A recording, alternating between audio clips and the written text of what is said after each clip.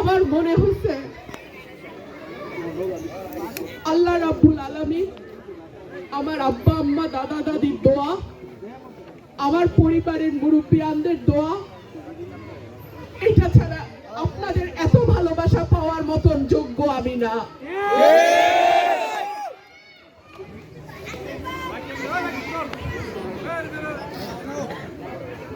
আমার সরাইল আশুগঞ্জের মানুষ আমার প্রতি যে ভালোবাসা, যে আস্থা, যে বিশ্বাস আপনারা রেখেছেন, আমি আল্লাহর কাছে শুধু একটা দোয়া করি, আল্লাহ এই বিশ্বাসের মর্যাদা দেওয়ার ক্ষমতা তুমি আমাকে দিও।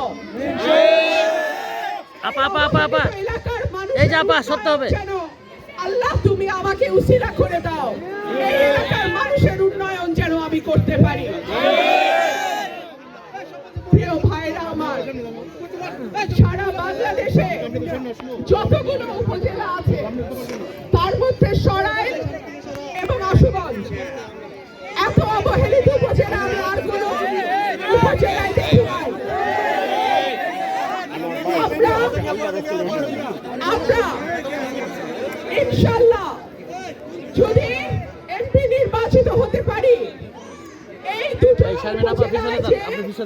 17টা ইউনিয়ন আছে এবং বিজয়